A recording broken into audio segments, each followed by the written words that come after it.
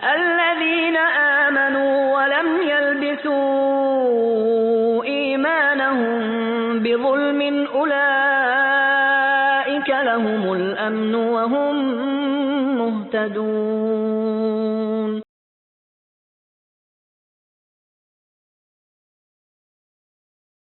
السلام علیکم ورحمۃ اللہ وبرکاتہ. ان الحمد للہ نحمده ونستعینه ونستغفره ونعوذ باللہ من شرور انفسنا ومن سیئات اعمالنا من يهده الله فلا مضل له ومن يضلل فلا هادي له واشهد ان لا اله الا الله وحده لا شريك له واشهد ان محمدا عبده ورسوله.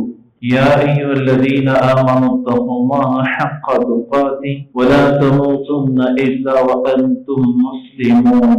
يا أيها الناس اتقوا ربكم الذي خلقكم من نفس واحدة وخلق منها زوجها وبث منهما رجالا كثيرا ونساء واتقوا الله الذي تساءلون به والأرحام إن الله كان عليكم رقيبا.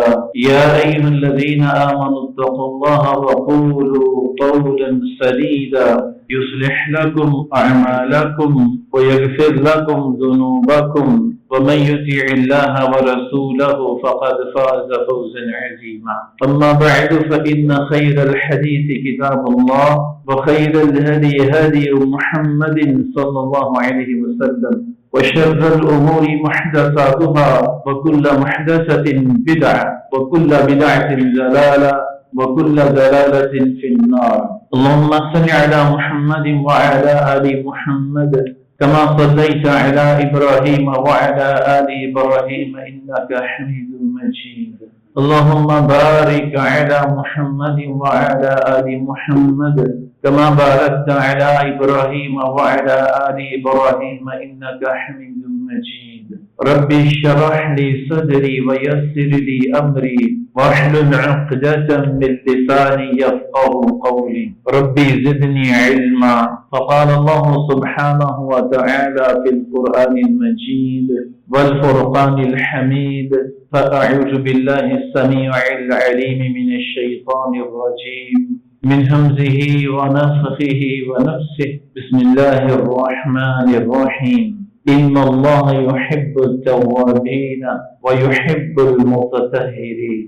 تمام قسم کی حمد و ثنا، کبریائی، تعریفات، تعظیمات، عبادات، حاجات و مناجات اس اللہ سبحانہ و تعالیٰ کے لیے لائق و زیبا ہے جو توبہ کرنے والوں کو اور پاکیزگی اختیار کرنے والوں سے محبت کرتا ہے. بے شمار درود و سلام ہو نبی کریم رؤوف الرحیم صلی اللہ علیہ وسلم پر جو دنیا میں سب سے زیادہ اللہ سے معافی مانگنے والے اور سب سے زیادہ پاک دامن تھے. سامعین محترم، بحمد اللہ تعالی، اللہ کی توفیق اور اللہ ہی کے فضل و کرم سے گزشتہ خطبہ جمعہ اللہ سبحانہ و تعالیٰ سے معافیاں مانگنا، توبہ کرنا، گناہوں کا اقرار کرنا نہ کہ اصرار کرنا، اس عنوان پہ گزارش کیا. اسی سلسلے کو اللہ کی توفیق سے آگے بڑھانے کی جستجو کر رہا ہوں. ہو سکتا ہے کہ اللہ سبحانہ و تعالیٰ ہمیں ہماری زندگی میں ڈیلی کی بنیاد سے اپنے گناہوں کی معافیاں مانگنے کی توفیق عطا فرما دے. قرآن مجید میں اللہ سبحانہ و تعالیٰ نے اس بات کی خبر دی ہے. اللہ فرماتا ہے ان اللہ یحب التوابین.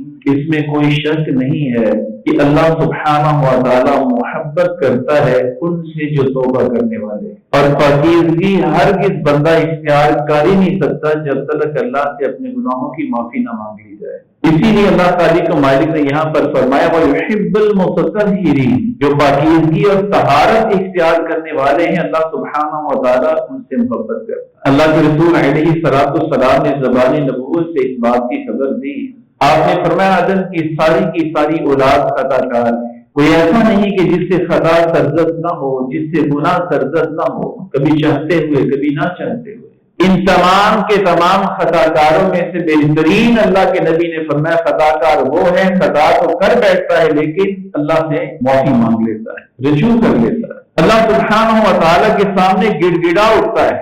اور اگر ان میں سے کوئی بڑا ہی نمازی پرہیزی ہے، تہجد گزار بھی ہے، بارش زکات کو اچھے طریقے سے ان ٹائم ایمانداری سے ادا کرنے والا، فرائض و واجبات کو کمال درجے تک لے جانے والا، ادا کرنے والا، ایون کہ اس کے ساتھ نفلی عبادت اور نفلی خرچہ بھی کرنے والا، گناہ اللہ کے نبی علیہ الصلوۃ والسلام نے فرمایا یہ بھی کرتا ہے، یہ بھی گناہ گار ہے، گناہ کر بیٹھتا ہے، چھوٹا ہو نہ بڑا ہو۔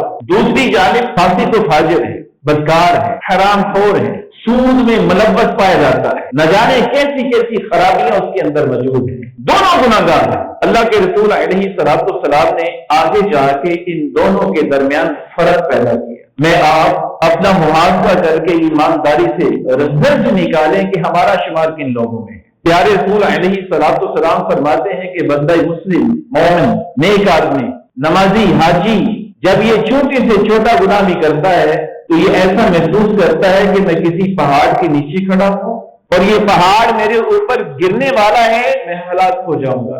اپنے اس چھوٹے سے گناہ کو پہاڑ جیسا تصور کرتا ہے تو اسی وقت اللہ خالق و مالک سے معافیاں مانگنی شروع کر دیتا ہے۔ یہ کس کی پہچان اور کس کی علامت اور نشانی اللہ کے نبی نے بیان فرمائی؟ جو مومن ہے، نیک آدمی ہے، بارش ہے، نماز پڑھنے والا ہے، تہجد بھی پڑھنے والا ہے، بہت کچھ نیکیاں کرنے والا ہے، لیکن گناہ کر بیٹھتا ہے۔ لیکن اس کا وصف یہ ہے کہ چھوٹے سے گناہ کو بھی پہاڑ جیسا تصور کرتا ہے تو فوری اللہ خالق و مالک سے معافی مانگ لیتا ہے۔ اور دوسری جانب فاسق و فاجر، پاپی، ہر وقت گناہوں کا دل دادا، اللہ کے رسول علیہ الصلوۃ والسلام فرماتے ہیں کہ بڑے سے بڑا گناہ کر کے بھی وہ ایسا محسوس کرتا ہے کہ جیسے ناک پہ مکھی بیٹھی ہے، ہاتھ کے اشارے سے اڑا دیتا بندہ۔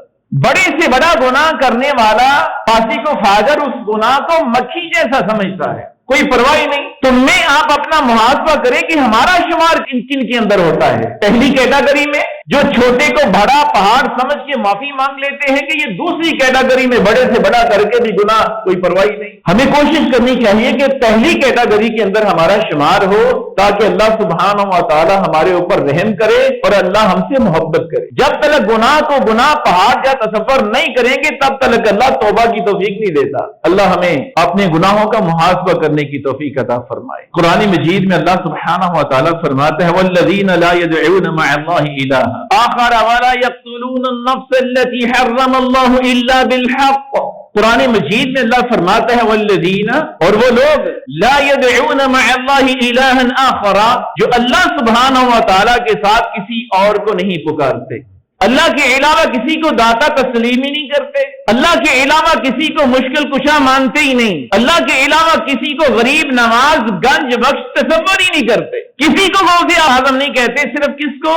اللہ سبحانہ و تعالیٰ کو۔ جو لوگ اللہ کے علاوہ کسی کو نہیں پکارتے، وَلَا يَقْتُلُونَ النَّفْسَ الَّتِي حَرَّمَ اللَّهُ إِلَّا بِالْحَقِّ، اور ایسی کسی جان کو قتل نہیں کرتے کہ جو ناحق ہو، ناجائز کسی کا خون نہیں بہاتے، اللہ کے علاوہ کسی کو پکارتے بھی نہیں، اللہ کے علاوہ کسی کے سامنے جھکتے بھی نہیں، سجدہ ریز بھی نہیں ہوتے، جھولی بھی نہیں پھیلاتے، کسی کو اللہ کے ساتھ شرک نہیں کرتے، اور وہ لوگ کسی ناجائز مسلمان کو قتل بھی نہیں کرتے مگر یہ کہ کسی کا قتل کرنا جائز ہو جائے۔ اور یاد رکھنا، ہم جنگل کے اندر نہیں بسیرا کیے ہوئے، ہمارے ہاتھ میں نہیں ہے کہ کسی سے قتل کا بدلہ قتل لے لیا جائے، ہمارے اوپر ادارے موجود ہیں جیسے کیسے بھی ہیں، ان کی طرف رجوع کرنا چاہیے۔ قانون جیسا بھی ہو، کیسا بھی ہو، جس ملک کے اندر بسیرا کیے ہوئے ہو، اس ملک کے قانون کو فالو کرنے کے اندر ہی امن کی بقا ہے۔ یاد رکھنا، کوئی جب کسی مقام پہ بھی قانون کو ہاتھ میں لیتا ہے تو معاشرے کے اندر بگاڑ پیدا ہوتا ہے۔ اور اگر بات کرنے کا مقصد یہ ہے کہ وہ لوگ جو اللہ کے علاوہ کسی کو پکارتے نہیں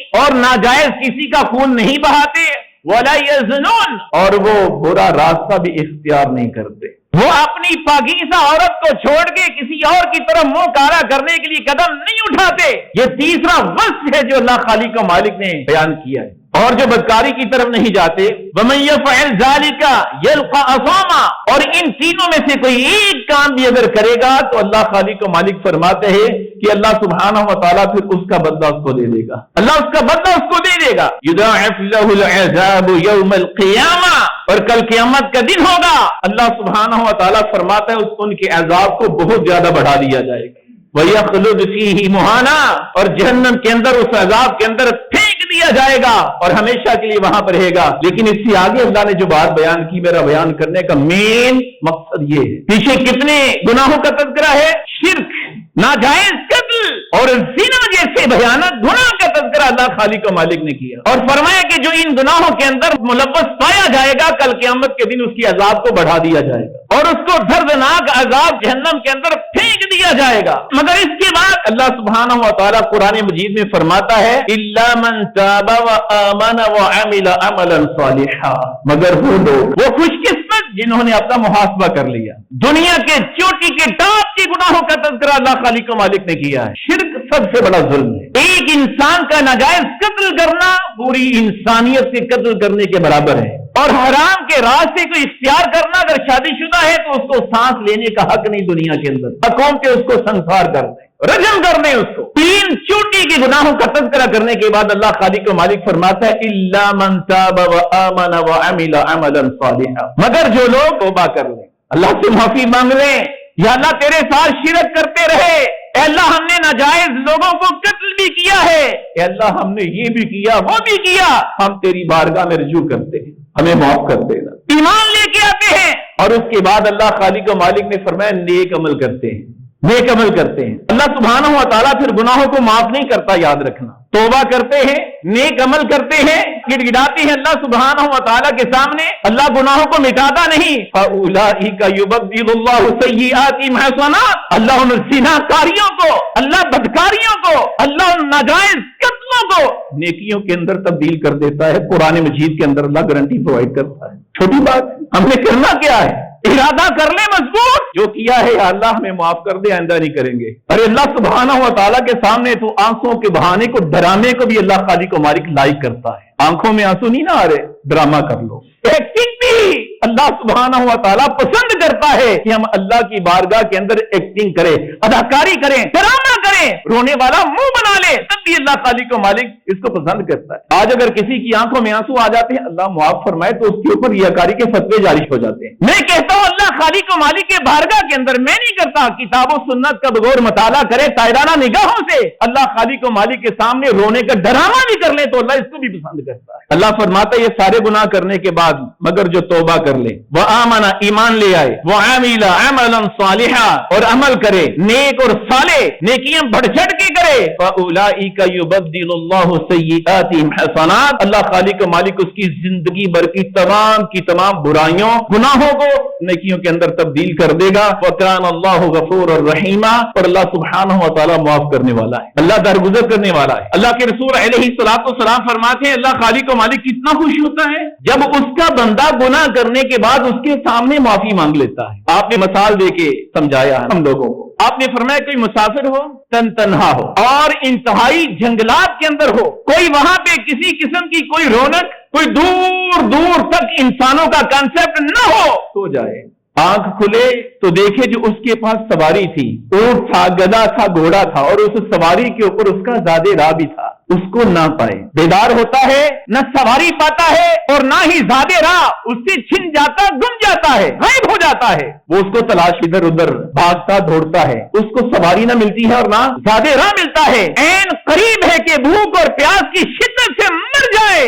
اللہ کے نبی علیہ الصلوۃ والسلام فرماتے اس کے دل کے اندر خیال آتا ہے میں مرنے کے لیے کیوں نہ وہی جگہ انتخاب کروں جہاں سے میری سواری گم ہوئی ہے، واپس لوٹتا ہے اور وہاں پہ سو جاتا ہے، کس نیت سے؟ مرنے کی نیت سے، نہ کھانے کو کچھ ہے، نہ پینے کو کچھ ہے، جنگلات ہیں، کوئی پرسانے حال نہیں، کوئی مدد کرنے والا نہیں، دور دور تک اس کی آواز کو کوئی سننے والا نہیں سوائے اللہ خالق و مالک۔ آپ فرماتے وہ سو جائے اور جب اس کی آنکھ کھلے وہ سواری کو بھی سامنے پائے اور اپنے ساز و سامان، کھانے پینے کی اشیاء، زیادہ راہ کو بھی سامنے پائے، اس کو جتنی خوشی ہوتی ہے اس موقع پہ، اللہ کے رسول علیہ الصلوۃ والسلام فرماتے ہیں اس سے بھی کہیں زیادہ خوشی خالق و مالک کو تب ہوتی ہے کہ جب بندہ گناہ کرنے کے بعد اللہ سے کہتا ہے یا اللہ مجھے معاف کر دے، یا اللہ مجھے معاف کر دے، استغفر اللہ واتوب الیہ۔ تو اللہ کو راضی کرنا چاہتے ہیں اگر ہم کہ اللہ ہم سے راضی ہو، خوش ہو، ہماری شکلوں پہ، ہمارے اعمال پہ اللہ مسکرا دے، تو پھر کیا کریں؟ اللہ سے معافی مانگیں۔ یا ایھا الذین آمنوا توبوا الی اللہ توبۃ نصوحا،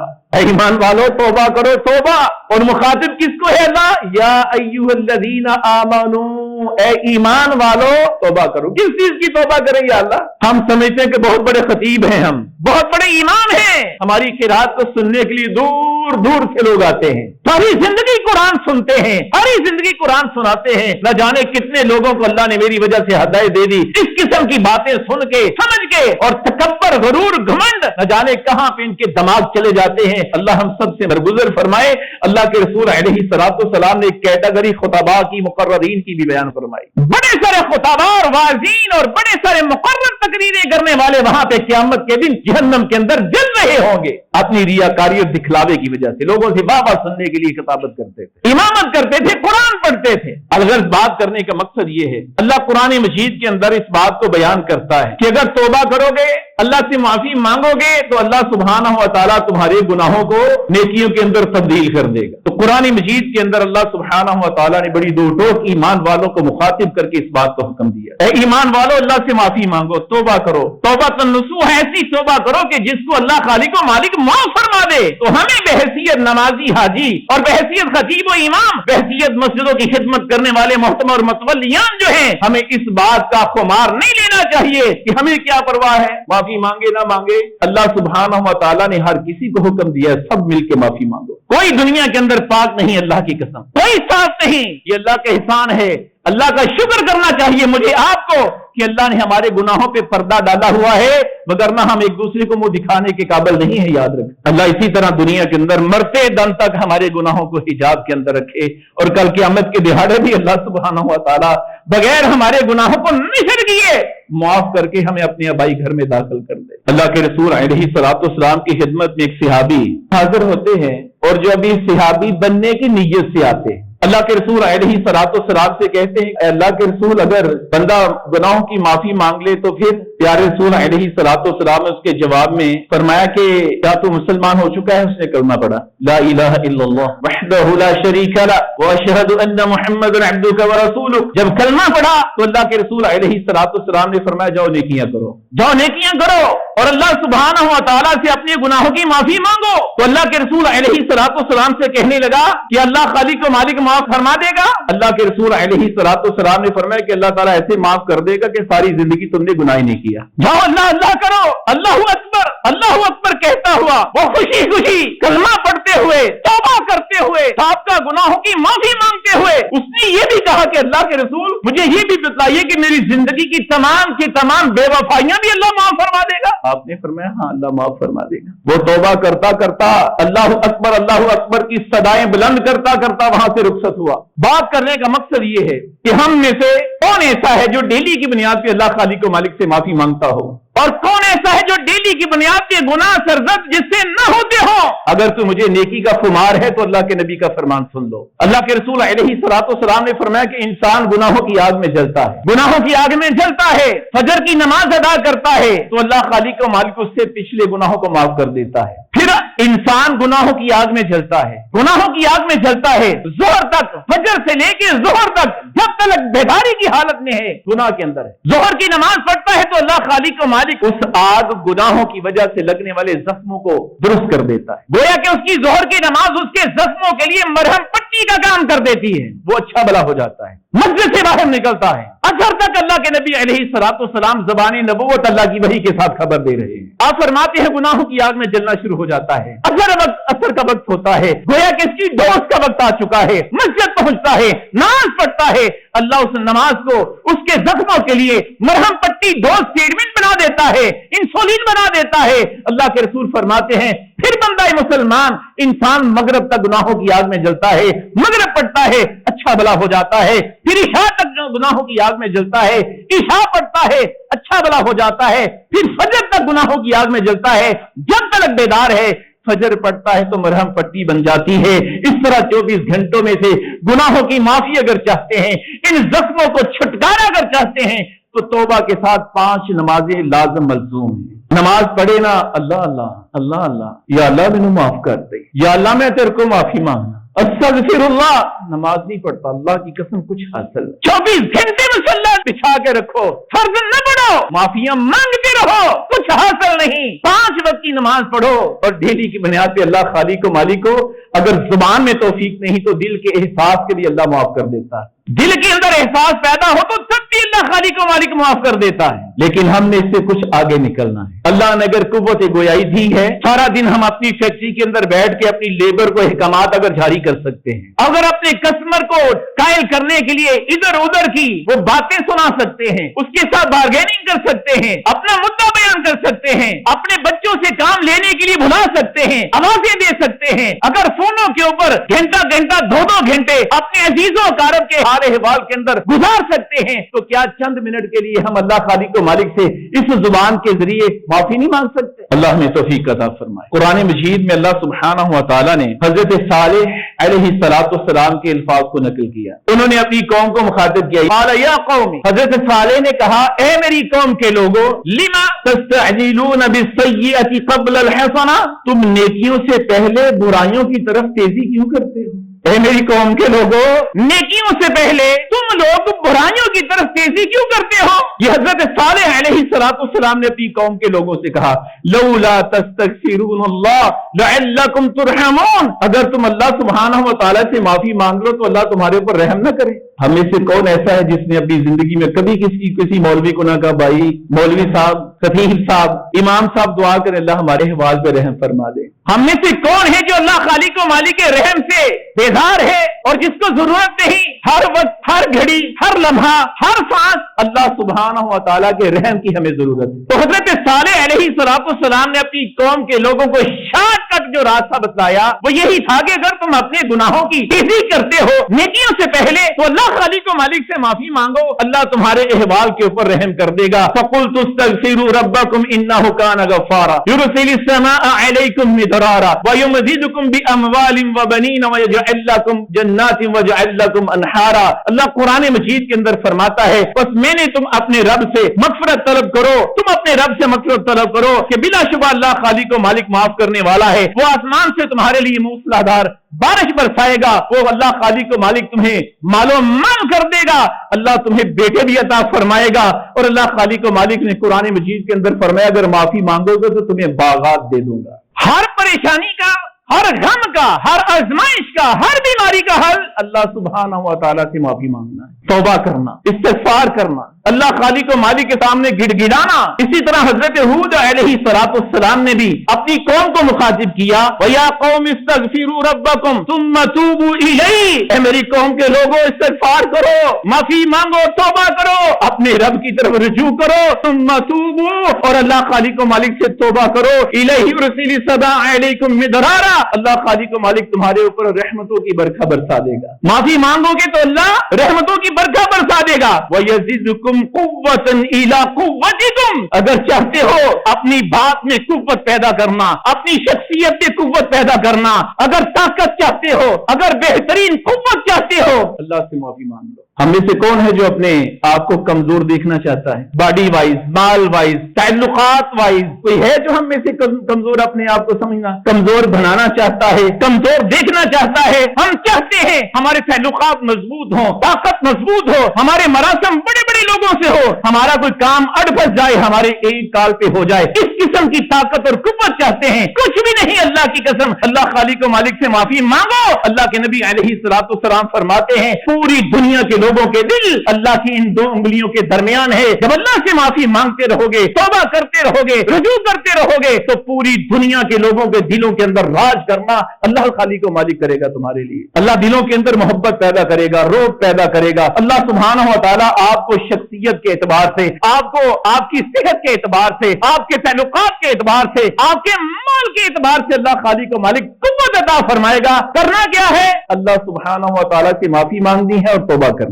حضرت ہود علیہ السلام نے یہ طریقہ اپنی قوم کے لوگوں کو بتلایا، وَلَا تَتَوَلَّوْا مُجْرِمِينَ، مجرمین مجرم کا لفظ ہے، اور تم ایسا نہ ہو کہ تم اپنی زندگی مجرموں کے جیسی بسر کر دو۔ ہر وقت مجرم، ہر وقت جرم، ہر وقت پاپ اور گناہ، ایسا نہ ہو کہ تم اپنی زندگی سر بسر کر دو اور اللہ خالق و مالک کی طرف سے وہ ملک الموت آئے، جب تمہاری روح کو جسم سے نکالے تو تم مجرم کی کیٹیگری میں ہو۔ ایسا نہیں ہونا چاہیے۔ ہمیں کسی کو پتا ہے کہ کب وہ کس جگہ اور کب مر رہا ہے؟ موت کی 3 بڑی حقیقتیں ہیں، یاد رکھنا۔ ایک کہ اس نے آنا ہے، سب سے پہلی حقیقت موت کی یہ ہے جس کے اوپر پوری دنیا کے لوگوں کا اختلاف نہیں۔ اور دوسری موت کی حقیقت یہ ہے کہ اس نے کب آنا ہے کوئی پتہ نہیں۔ 20 سال کی ایج میں، 25 میں، 30 میں، 60 میں، ایک دن کا بچہ بھی مر رہا ہے۔ ایک بچہ پیدا ہوتا ہے، ایک سانس لیتا ہے، ایک اللہ کے پاس چلا جاتا ہے۔ دادا موجود ہے، پردادا موجود ہے، نماز صاحب پر پوتا پیدا ہوا، دادا کو دیکھنا نصیب نہ ہوا، مر گیا۔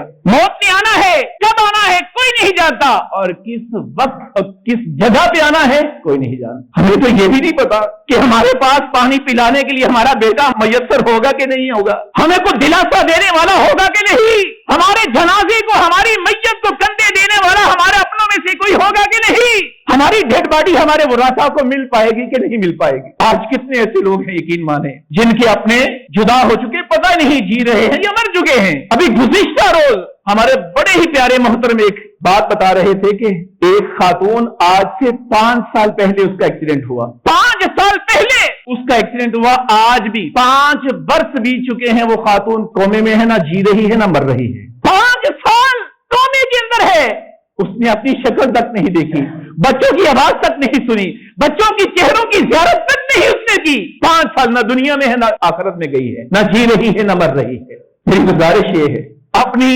حقیقت، اپنی ویلیو، اپنی اوقات میں دیکھو کہ میری اوقات ہے کیا۔ مجھے اپنی سانسوں کا اعتبار نہیں، مجھے اپنے مرنے کے مکان کا پتہ نہیں، مجھے اپنے مرنے کے وقت اور ایج کا علم نہیں، تو پھر کیوں سوتا ہوں اللہ خالق و مالک سے معافی مانگے بغیر؟ مجھے کیوں نیند آ جاتی ہے؟ بندہ مسلم ہو اور گناہوں کا پہاڑ سامنے انبار لگا ہو اور آرام اور سکھ کے ساتھ سو جائے، اللہ کی قسم لمحہ فکریہ ہے، لمحہ فکریہ ہے۔ تقریباً 2 یا 2.5 مہینے پہلے کی بات ہے، ہمارے بڑے پیارے دوست ہیں جاننے والے شیخ عرفان صاحب، لاری اڈا میں کوئی آئل کا کام کرتے ہیں، بیٹی جوان ہے اور کچھ دنوں کے بعد اس کی شادی ہے۔ اللہ اس بیٹی کی حال پر رحم فرمائے، اللہ اس کو جنت الفردوس میں اعلیٰ مقام عطا فرمائے۔ ڈاکٹر ہے، خود ڈاکٹر ہے، MBBS ہے، اپنے کمرے میں رات کو سوتی ہے، دن چڑھتا ہے، اذان ہوتی ہے، الصلاۃ خیر من النوم کی آوازیں بلند ہوتی ہے، اٹھتی نہیں، بیدار نہیں ہوتی۔ بقول ان کے فیملی ممبران کی وہ بیٹی اٹھ کے نماز پڑھتی تھی، نماز نہیں پڑھ پائی، سورج طلوع ہوا، دروازہ نہیں کھلا بیٹی کا، باپ پریشان ہوا، ماں پریشان ہوئی، دروازہ بجایا کوئی رسپانس نہیں، پھر بجایا کوئی رسپانس نہیں، پھر بجایا کوئی رسپانس نہیں، اور پڑوس والوں نے مل کے اس دروازے کو توڑا، جب اندر گئے تو بیٹی اللہ کے پاس جا چکی تھی، جوانی کی حالت ہے، خود ڈاکٹر ہے۔ ہمیں تو اپنے مرنے کی عمر کا بھی نہیں پتا، ہمیں اپنی مرنے کی ایج کا بھی اندازہ نہیں۔ اللہ کی قسم جو سانس لے رہے ہیں، جو سن رہے ہیں، جو باتیں کر رہے ہیں، بونس ہے۔ کتنی زندگی ہم نے اگلی گزارنی ہے، بونس کے طور پہ ہیں۔ زندگی پیچھے ہماری گزر چکی ہے، آگے جتنے بھی لمحات ہیں، جتنی بھی سانسیں ہیں، یہ بونس کے طور پہ ہیں۔ تو مجھے رات کو کیوں نیند آئے کہ میں سوؤں تو گناہوں کے انبار لے کے سوؤں؟ کیوں نہ بھی میری زبان سے اللہ خالق و مالک سے یہ کہہ لوں، یا اللہ مجھے معاف کر دے، یا اللہ میں تیرے سامنے کالا منہ لے کے کھڑا نہیں ہونا چاہتا۔ نہ جانے اس بیٹی کی طرح میری آنکھ کھلے نہ کھلے، نہ جانے میں بیدار ہوں نہ ہوں، لیکن جب ہوتے سوتے میں اللہ کے پاس جاؤں تو کم از کم میرے گناہوں، میرے نامہ اعمال کے اندر گناہوں کا تصور بھی نہ ہو، بلکہ جو برائیاں سابقہ ایام کے اندر کی ہے میں نے، اللہ خالق و مالک تو قرآن مجید کی جو آیت میں پیش کر چکا ہوں، اللہ اس کو نیکیوں کے اندر کنورٹ کر دے گا، تبدیل کر دے گا۔ تو میں ڈیلی کی بنیاد میں تقاضۂ بشریت جو نہ چاہتے ہوئے اور چاہتے ہوئے بھی گناہ ہوئے ہیں، اگر میں اس کو نیکیوں کے اندر تبدیل کرنا اور کروانا چاہتا ہوں تو اللہ خالق و مالک سے گناہوں کی معافی مانگ کے میں سو جاؤں۔ کچھ بعید نہیں کہ اللہ خالق و مالک اگر بلائے تو اللہ سبحانہ و تعالیٰ بغیر حساب کے کہے جاؤ جنت الفردوس میں ہمارے محبوب کے پڑوس میں چلے جاؤ۔ اور جانتے ہو جنت الفردوس کہاں ہے؟ اللہ کے نبی علیہ الصلوۃ والسلام فرماتے ہیں جنت الفردوس کے اوپر اللہ کا عرش ہے، جنت الفردوس کے اوپر اللہ کا عرش ہے، اور ساری کی ساری نہریں، چاہتوں جتنے بھی درجات ہیں جنت کے، ساری کی ساری نہریں جنت الفردوس سے نکلتی، اور اوپر عرش ہے، اور جنت الفردوس ہی مقام ہمارے محبوب پیغمبر آخر الزمان کا ہے۔ تو گناہوں کی معافی مانگے بغیر ہمیں نہیں سونا چاہیے۔ حضرت ہود علیہ السلام نے اپنی قوم سے کہا تھا وَيَا قَوْمِ اسْتَغْفِرُوا رَبَّكُمْ ثُمَّ تُوبُوا إِلَيْهِ یرسل السماء علیکم مدرارا، رحمتوں کی برکھا چاہتی ہے تو میری قوم کے لوگوں اللہ سبحانہ و تعالیٰ سے معافی مانگو، استغفار کرو، توبہ کرو۔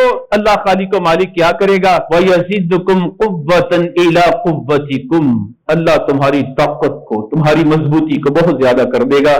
وَلَا تَتَوَلَّوْا مُجْرِمِينَ، مجرموں جیسی زندگی بسر نہ کرنا، ایک بھی رات ایسی نہیں ہونی چاہیے کہ تم سو جاؤ اور اللہ خالق و مالک کے مجرم بن کے سو جاؤ۔